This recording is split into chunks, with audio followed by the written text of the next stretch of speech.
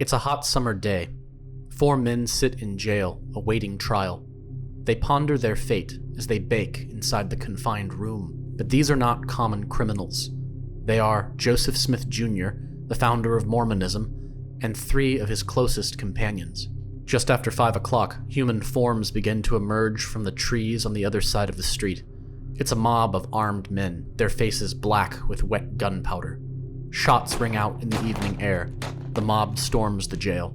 Rushing inside, the crowd overpowers the guard, and heavy boots begin to climb the stairs. They turn down the upstairs hallway to the prisoner's room. All that stands between the mob and their target is a wooden door. Joseph and his companions know they're cornered. They brace themselves against the door as the mob tries to push into the room. More shooting comes from the street. A window shatters. Moments later, Joseph is dead, along with his brother Hiram.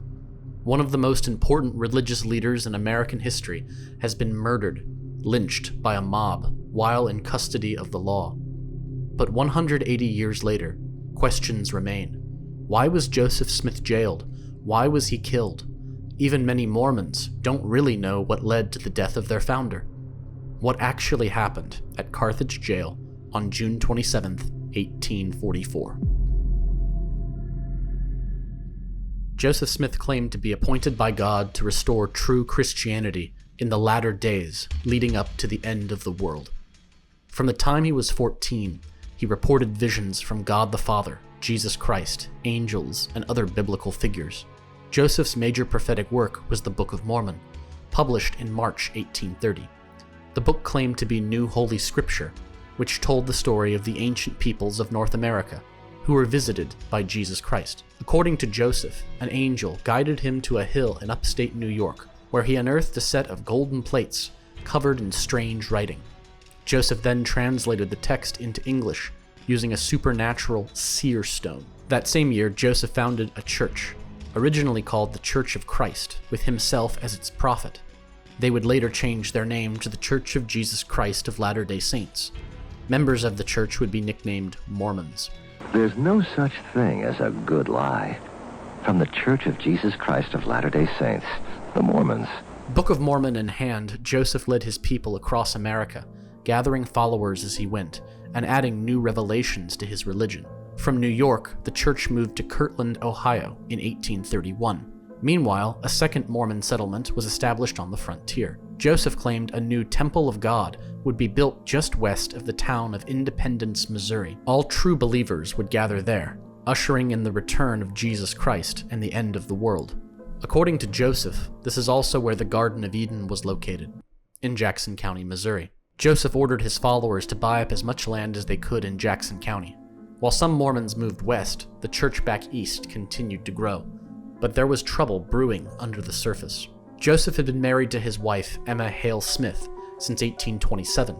Sometime in 1833, the 27-year-old Joseph began an affair with his family's live-in housekeeper, 16-year-old Fanny Alger. Joseph saw this relationship as a polygamous or plural marriage. According to early Mormon convert Benjamin F. Johnson, in 1835 at Kirtland, I learned from my sister's husband, Lyman R. Sherman, who was close to the prophet, and received it from him, that the ancient order of plural marriage was again to be practiced by the church.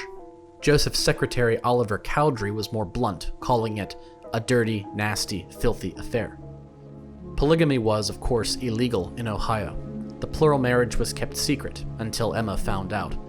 Mormon leader William McClellan would relate, "One night she, Emma, missed Joseph and Fanny Alger. She went to the barn and saw him and Fanny in the barn together alone. She looked through a crack and saw the transaction. She told me this story, too, was verily true." Emma was furious and kicked Fanny out of the house. Fanny and her family left Kirtland in September 1836. In January 1837, Joseph and his associates opened a bank called the Kirtland Safety Society. It was supposed to help the local economy and provide loans for Mormon families, but the bank had no license to operate in the state of Ohio and didn't have the gold to back up its banknotes. When the nation fell into an economic depression that year, the Safety Society failed. And it's gone. Joseph was blamed for the mess. Many left the church and others were excommunicated for criticizing the prophet. Joseph would be indicted in January 1838 on a charge of bank fraud. Rather than face a court, he fled Ohio, lighting out for the Mormon settlement in Missouri. Missouri was a rough place for the Mormons. Their growing political power and anti-slavery views made them unpopular with their neighbors. The arrival of Joseph and other leaders in March 1838 made tensions worse. That June, a group of Mormons created a secret society called the Danites. Members took a blood oath to fight the enemies of the church, intimidated the locals, and interfered with local elections. Joseph was not a member, but seems to have approved of the Danites' activities. On the 4th of July, 1838, Mormon leader Sidney Rigdon gave a fiery speech during an Independence Day picnic. He railed against anti-Mormons in Missouri, declaring that mob that comes on to disturb us, it shall be between us and them a war of extermination, for we will follow them till the last drop of their blood is spilled, or else they will have to exterminate us, for we will carry the seed of war to their own houses and their own families, and one party or the other shall be utterly destroyed. Violence broke out that summer. The Danites harassed Missourians, and Missourians attacked Mormon farms. By the autumn, Joseph's own thoughts were bloody. Mormon leader Thomas B. Marsh remembered the prophet's feelings. If he was not let alone, he would be a second Muhammad to this generation, and that it would be one gore of blood from the Rocky Mountains to the Atlantic Ocean, that like Muhammad, whose motto in treating for peace was the Al-Quran or the sword, so it should be eventually with us, Joseph Smith or the sword. That October, in response to the violence, Governor Lilburn Boggs issued Executive Order 44, sometimes called the Mormon Extermination Order. It stated that the Mormons must be treated as enemies and must be exterminated or driven from the state if necessary for the public peace. Their outrages are beyond all description. 3 days after the order, over 200 Missouri militia attacked a Mormon settlement. Several Mormons were killed in the firefight, and others were murdered in cold blood after surrendering. 17 Mormons died, and 15 were wounded in the Haun's Mill massacre. Joseph himself was charged with treason against the state of Missouri. To spare his followers more bloodshed, he surrendered to the state militia. The authorities ordered his execution, but this was never carried out, and Joseph was jailed for several months at Liberty, Missouri. In April 1839, right before Joseph's trial, his brother Hiram bribed the local sheriff with whiskey. Joseph's guards got drunk, allowing the prophet to escape. Joseph then fled Missouri for the Mormon settlement in nearby Illinois. Thousands of faithful joined Joseph along the Mississippi River to build a new city in the summer of 1839. The prophet called his town Nauvoo, a Hebrew word meaning to be beautiful. The river bottom land was anything but beautiful. It was a swamp full of malaria, cholera, and other nasty diseases which killed many Mormons. But with time and hard work, the city grew and even prospered. Joseph worked to get a city charter from the state of Illinois. He did not want a repeat of what happened in Missouri. Joseph used the careful language of the charter to avoid arrest warrants from outside Nauvoo, and manipulated the court system to evade any challenge to his authority. Joseph would serve as mayor, councilman, chief justice, and justice of the peace during the Nauvoo period. He also raised an all-Mormon militia company, the Nauvoo Legion, with 2,500 fighting men, with himself as lieutenant general. Joseph remained president of the church, while his brother Hiram served as assistant president. The brothers would join the local Masonic Lodge in 1842 and become leaders in local Freemasonry. Joseph would also start up polygamy again, taking various women as wives beginning in April 1841 and marrying them in secret. By the summer of 1843, Joseph had married 26 women that we know of. These included single women, widows, and women with living husbands. Joseph also married sisters and mother-daughter pairs. His oldest wife was Rhoda Richards, aged 58. The youngest was Helen Mar Kimball, who was 14. Helen's own father encouraged the marriage, as Helen would later reflect. Having a great desire to be connected with the prophet Joseph, he offered me to him. This I afterwards learned from the prophet's own mouth. My father had but one ewe lamb, but willingly laid her upon the altar.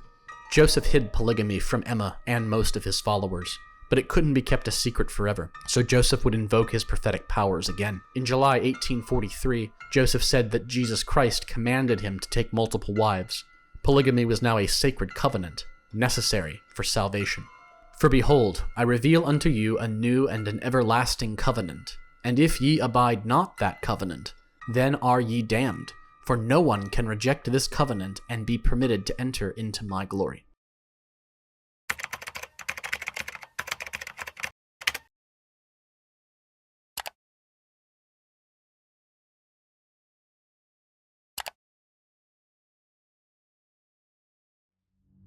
Joseph also insisted that God would destroy Emma if she didn't allow her husband more wives.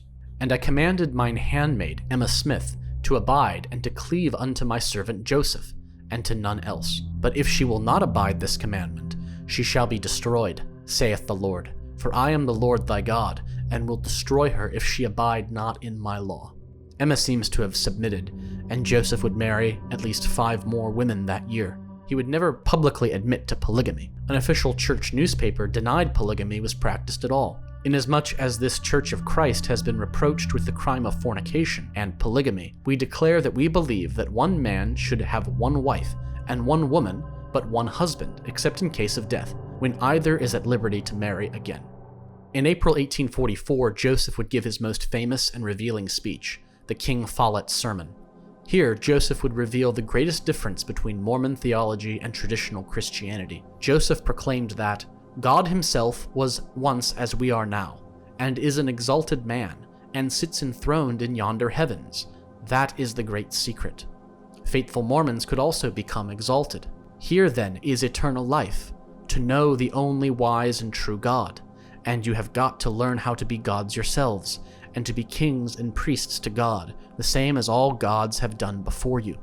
This idea of exaltation, that humans can become gods, remains part of Latter-day Saint teaching to this day. By 1844, Joseph was at the height of his powers. He was the leader of a thriving city, prophet of a growing church, and husband of many wives. He was even running for President of the United States in the upcoming election. That March, Joseph established the Council of 50, a secret organization to promote his presidential campaign. The council ordained Joseph as the prophet, priest, and king, who would rule with Jesus Christ at the end of the world. But the end might have been closer than the prophet could foresee. In May 1844, one of Joseph's closest allies dared to resist the prophet. William Law was done with Joseph's polygamy. He called Joseph out on his secret marriages and the fact that Joseph had made advances on Law's wife, Jane. For this defiance, Law was excommunicated from the church. Law joined with other dissatisfied Mormons to publish a newspaper called the Nauvoo Expositor. The Expositor printed their first and last issue on June 7, 1844. The 4-page paper denounced Joseph as an adulterer and polygamist who seduced young girls and took married women as wives. It accused Joseph of abusing his political power and called for the Nauvoo Charter to be revoked. Acting as mayor of Nauvoo, Joseph declared the Expositor to be a public nuisance and ordered the printing press destroyed. On June 10th, the city marshal and a posse of 100 men wrecked the newspaper office and smashed the printing press. For many in Illinois, Joseph had gone too far. He violated freedom of the press and was acting like a dictator. A justice of the peace in nearby Carthage issued a warrant for Joseph's arrest on June 11th. The charge was committing riot in destroying the newspaper office.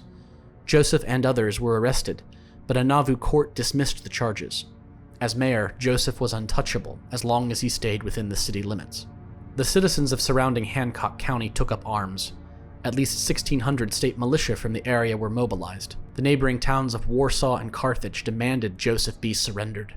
In response, Joseph called up the Nauvoo Legion on June 18th. Standing on a platform in front of his downtown mansion and dressed in military uniform, Joseph preached to 3,000 of his armed followers. "I call God and angels to witness that I have unsheathed my sword with a firm and unalterable determination that this people shall have their legal rights and be protected from mob violence, or my blood shall be spilt upon the ground like water, and my body consigned to the silent tomb."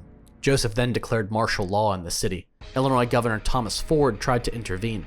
He sent a letter to Nauvoo demanding that Joseph stand trial at the county court in Carthage. With the governor breathing down their necks, Joseph and Hiram fled across the Mississippi the night of June 22nd. Joseph may have been planning to hide out in Iowa, make an escape further west, or remove himself to take the heat off his followers. Several Mormon leaders called Joseph a coward for fleeing, comparing him to a shepherd who abandoned his sheep to the wolves. A somber Joseph replied, "If my life is of no value to my friends, it is of none to myself." Joseph returned to Nauvoo on June 23rd. Governor Ford offered Joseph and Hiram protection if they traveled to Carthage and surrendered themselves. Joseph seemed to believe he could clear his name, but he also foresaw doom. He remarked, "I am going like a lamb to the slaughter, but I am calm as a summer's morning." Joseph, Hiram, and 13 others rode to Carthage. arriving around midnight on Tuesday, June 25th. They surrendered to authorities that morning. Everyone charged with rioting was released on $500 bond, but Joseph and Hiram were immediately charged with treason against the state of Illinois, since they called up the Nauvoo Legion against the state militia. The trial was set for that coming Saturday. If found guilty, the Smith brothers would be put to death. Joseph and Hiram were locked up in the Carthage jail, a 2-story stone building with a cell on the main floor and the jailer's apartment above. The kindly jailer, George Steigel, allowed Joseph and Hiram to use his own upstairs bedroom. The space was more comfortable and did not have bars on the windows. Joseph had many visitors. Among them were 3 of his closest associates: John Solomon Fuller, Willard Richards, and John Taylor. Fuller was able to smuggle in a single-shot Derringer pistol and gave it to Joseph. Governor Ford met with Joseph at the jail on Wednesday, June 26th. Ford had planned to go to Nauvoo with some state militia to look for rumored counterfeiting equipment. Joseph wanted to join the governor and said he would be willing to stand trial in Nauvoo. Ford declined and left a local militia company, the Carthage Greys, to guard the jail. The Greys were known to be hostile to Mormons, but Ford didn't think they would try anything. Joseph kept himself occupied. He visited with friends, wrote letters, and preached to the guards. Hiram read aloud from the Book of Mormon. Hymns were sung. Several of Joseph's visitors were even allowed to stay the night at the jail. The morning of Thursday, June 27th, Joseph penned a letter to Emma. He wrote, "I am very much resigned to my lot, knowing I am justified, and have done the best that could be done. Give my love to the children and all my friends." This would be his final letter to his family. John Taylor and Willard Richards remained with Joseph and Hiram on June 27th. They would have another visitor that day. Cyrus Wheelock, a Mormon convert from the New York days, arrived with a pass from Governor Ford. The weather was damp, and Wheelock wore a heavy overcoat, where he hid a pistol. The jailer failed to search the coat, and Wheelock slipped Joseph the gun before leaving. Joseph gave the Derringer to Hiram, keeping the revolver for himself. The late afternoon was hot and humid. The atmosphere was somber. John Taylor recounted that, "We sent for some wine. It has been reported by some that this was taken as a sacrament. It was no such thing. Our spirits were generally dull and heavy, and it was sent for to revive us." Shortly after 5 o'clock, someone called from downstairs. The jailer went to see who it was. Then shouts were heard from outside, followed by gunshots. Willard Richards looked to the window and saw about 100 men with blackened faces coming toward the building. Other witnesses estimate there were anywhere from 150 to 200 in the mob. The 6 Carthage Greys posted outside returned fire. Later reports stated they fired over the heads of the mob, or had loaded their rifles with blanks. The attackers pushed their way into the building, shoved the jailer aside, and swept up the stairs. All that stood between the mob and their target was a wooden door. The prisoners and their companions rushed to defend themselves. Joseph and Hiram pulled their pistols. John Taylor and Willard Richards grabbed their walking sticks. All 4 braced against the door. Bullets shattered the window as gun barrels poked into the room. Taylor stood beside the door, with Richards at his right, forcing the rifles back with their walking sticks. Then a shot came through the door. The bullet struck Hiram through the left side of his nose. Hiram cried out, "I am a dead man." He was hit 3 more times in the torso, thigh, and shin, then fell dead. Turning around, John Taylor was struck by a bullet that passed through the window. Hit in the thigh, he fell and struck the windowsill, smashing his pocket watch. He was then hit again in the hip. Joseph rushed to his brother, now bloody and lifeless on the floor. Then rising up, he aimed his pistol between the door and the doorframe and unloaded the revolver into the hallway. 3 shots misfired. The rest tore into the attackers, wounding 3. Joseph dropped the spent gun and made for the window, looking to escape. Halfway out the window, he tried to give a Masonic sign of distress, the idea being that no Freemason would harm a fellow Mason. He cried out the first part, "O Lord my God!" But it was too late. A bullet from inside the jail struck Joseph in the hip. Then 3 shots from outside hit him in the chest, below the heart, and in the collarbone. Joseph fell from the window and landed in the street. Fearing the Nauvoo Legion was on the way, the mob quickly dispersed. Willard Richards survived with his ear scathed by a bullet. A badly wounded John Taylor also survived, his broken pocket watch forever reading 5:16. Joseph Smith Jr. was dead. He was 38 years old. His brother Hiram was 44. The next morning, June 28th, Joseph and Hiram's bodies were boxed up and loaded into wagons. The coffins were covered in green branches to shade them from the sun. The bodies arrived back in Nauvoo around 3 o'clock in the afternoon, where they were cleaned and death masks were made. The corpses were dressed in all white. On June 29th, thousands of Mormons filed through Joseph's mansion to view the bodies. A funeral was held at the cemetery that evening. The coffins had been filled with sand to prevent thieves from stealing the corpses. Joseph and Hyrum were then secretly buried under the floor of an unfinished room in the mansion. Joseph would be eulogized by his church with the following words: "Joseph Smith, the prophet and seer of the Lord, has done more, save Jesus only, for the salvation of men in this world, than any other man that ever lived in it." Only a handful of the mob who attacked the Carthage jail would be called to account. In October 1844, 9 men were indicted for the crime. 4 of them fled Hancock County. The other 5 were tried at Carthage, in the same courthouse where Joseph would have stood trial for treason. They included a local newspaper publisher, 3 officers of the Illinois militia, and a state senator. The trial began in May 1845, before a non-Mormon jury. The prosecution argued that even if the accused didn't personally kill the Smiths, they did direct the arm that did strike the fatal blow. The trial lasted 9 days. After 2 hours of deliberation, the jury acquitted all 5 defendants. Everyone returned to their normal lives. God save Illinois. Less than a year later, in February 1846, the Mormons abandoned Nauvoo. Joseph's successor, Brigham Young, led about 3,000 faithful into the west. They settled in the Salt Lake Valley, which they called their Promised Land. This is how Utah became the Mormon capital of the world. The death of Joseph Smith is like many American stories. Some things that should not have been forgotten were lost. History became legend. Legend became myth. Joseph was declared a martyr by his followers, a prophet who was killed by wicked men that hated his message. The original second verse of the Mormon hymn, Praise to the Man, declares, "Praise to his memory, he died as a martyr. Honored and blessed be his ever great name. Long shall his blood, which was shed by assassins, stain Illinois while the earth lauds his fame." Legends quickly cropped up around Joseph's death. William Daniels was a Mormon who served as a witness at the murder trial. In his published account of the murder, he saw a man try to scalp Joseph's dead body with a Bowie knife, but was stopped when a light so sudden and powerful burst from the heavens upon the bloody scene. This miraculous light froze Joseph's attackers, preventing them from mutilating his body. The terrified mob then fled from the power of God. The movie Joseph Smith, Prophet of the Restoration is an example of modern myth-making. The film was produced by the Mormon Church in 2005. It was regularly shown at church visitor centers and is freely available online. The film cuts out any negative aspects of Joseph's final days. There's no mention of polygamy, Freemasonry, the Nauvoo expositor, or Joseph fleeing from justice. The last scene recreates the Carthage jail, but it doesn't include the prophet drinking wine or packing a short revolver.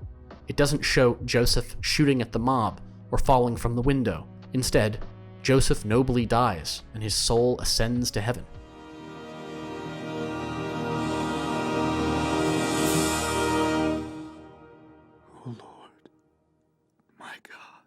The Mormon Church owns the Carthage jail and has made it a pilgrimage site, including life-size statues of Joseph and Hyrum. Thousands visit each year. Mormon missionary tour guides don't really bring up things like smuggled pistols, wine, or polygamy. Joseph remained in his secret grave until 1928, when his remains were dug up, photographed, and reburied nearby. He was laid to rest a second time, with Hyrum on his right and Emma on his left. The grave is also a site of pilgrimage. And so the myth continues, 180 years later. This isn't surprising. The Church of Jesus Christ of Latter-day Saints needs their prophet to be a martyr, even if the history played out differently. Even if Joseph was both victim and villain.